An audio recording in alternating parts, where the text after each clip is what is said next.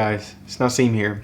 Now, after going back and using the iPhone 12 for a good amount of time now, the one thing that kept coming to my mind after day-to-day use with it is this one simple statement that I think explains the iPhone 12 pretty perfectly. And that statement is, I think that the iPhone 12 is still one of the best mid-range phones in 2022. And the reason that I say this is because when you look at the iPhone 12 compared to any other mid-range flagship that has been released in 2022, I can't name any of them that are significantly better or even better at all than the iPhone 12. The iPhone 12 has a great battery that can last you all day with heavy usage. It has an extremely powerful A14 chip that is still top tier.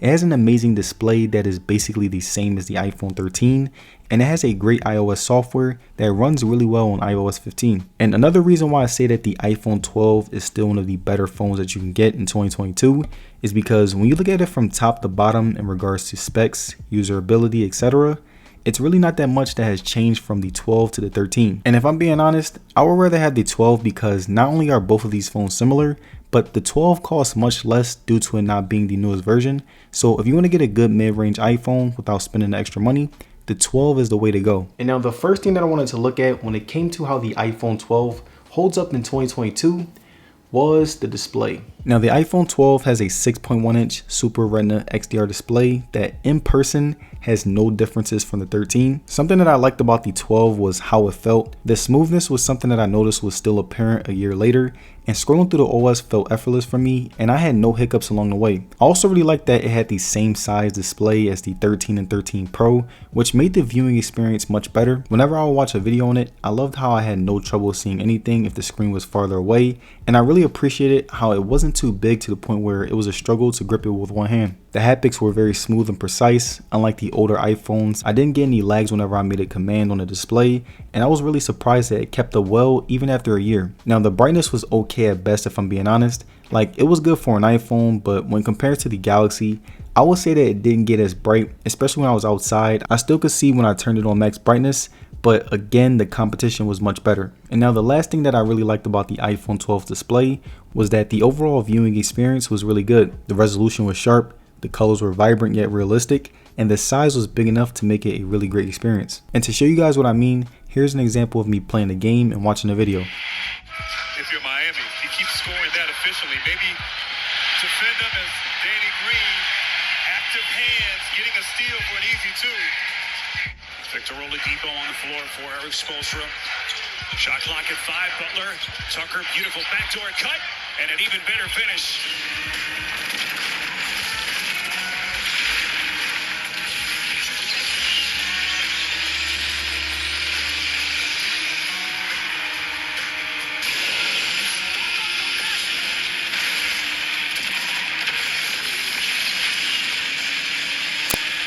And now the next thing that I wanted to look at when it comes to how the iPhone 12 holds up in 2022 was the software. Now something that I really liked about the iPhone 12 was how well it was able to run the latest version of iOS. And while I was using my 12, I was on iOS 15.4.1 and it handled it just as smooth as my iPhone 13 Pro. There were no lags, everything felt buttery smooth, and it gave me a very new feeling despite only being a year old. The 12 was also able to handle power heavy apps really well, surprisingly. Whenever I would play power heavy games, I rarely got any lags. Also, when I was using my Google Maps, the phone would get hot and the software was working just fine as opposed to other phones that would freeze and completely shut down on me. And besides that, it still had those premium iOS features like the ability to connect to different devices at ease, iMessage, FaceTime, and all those premium iOS apps that many people use. And overall, it still had that iOS smoothness that even with minor bugs was still a joy using. And if you are considering getting this phone, then using less power heavy apps will improve the performance and minimize the bugs. And now the next thing that I wanted to look at when it comes to how the iPhone 12 holds up in 2022 was the battery life. Now when it came to the battery on the iPhone 12, I would usually get around 6 to 7 hours of on-screen time, and the battery was still able to last me all day even when I was using power heavy apps. So if you're someone who likes to game on your phone, the battery will last. I would usually end my day with about 30 to 40% battery whenever I didn't game on it, and if I did game on it, I would usually end my day with about 15 to 20%, which was really good if you ask me. The charging was also pretty fast whenever I used my 20 watt quote unquote fast charger, I will plug up my phone for a short amount of time whenever I needed juice, and I would get enough to finish strong throughout the night. And when compared to the 13, the charge times and battery life were pretty much the same. So overall, I would say that the battery in the iPhone 12 was really good. And if you're someone who was looking to get the 12 in 2022, then this phone will last you all day with no problems, even if you're using power heavy apps. Now, the next thing that I wanted to look at when it comes to how the iPhone 12 holds up in 2022 was the speakers. Now again, comparing the 12 to the 13, I would say that the speakers are pretty much the same. The bass is still a little weak, but that's a common problem with iPhones and honestly most smartphones as a whole. But besides the bass not being that great, I would still say that the overall sound quality was really good. Music sounded nice, videos were loud and clear, and the speakers overall enhanced my viewing experience because they were just so good. And to give you guys an example of how the speakers sounded, I wanted to play a video so that you can see just how loud they are. Guarded by Beal. Bryant, the jumper. Unbelievable! Vince's Kobe.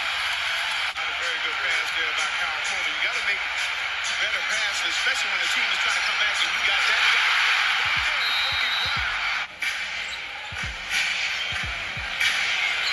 Kobe launches, and he hits it. Very high on Clarkson. That was before his great rookie year. Takeaway off the turnover. Here's Kobe. He's got 10 now. And now the final thing that I wanted to look at when it comes to how the iPhone 12 holds up in 2022 was the cameras. Now, just like on almost every iPhone, the iPhone 12 has a 12 megapixel camera system that is pretty much the same when compared to the iPhone 13. I was still able to get good photos no matter how harsh or nice the environment was. Like right here, you can see my outside daytime photos, and I will say that these were really good pictures that turned out really well.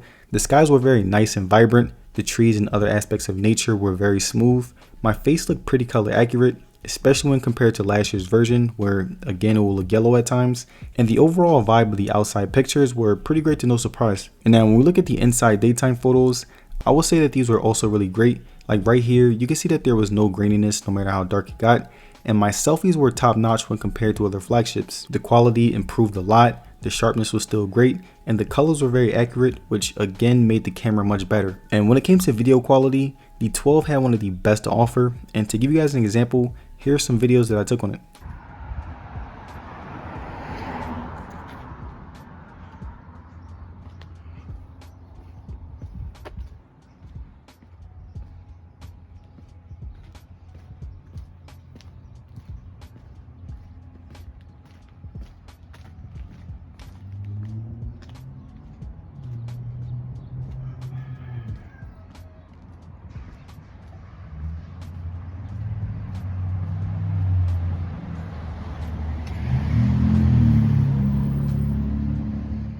So here's my final question.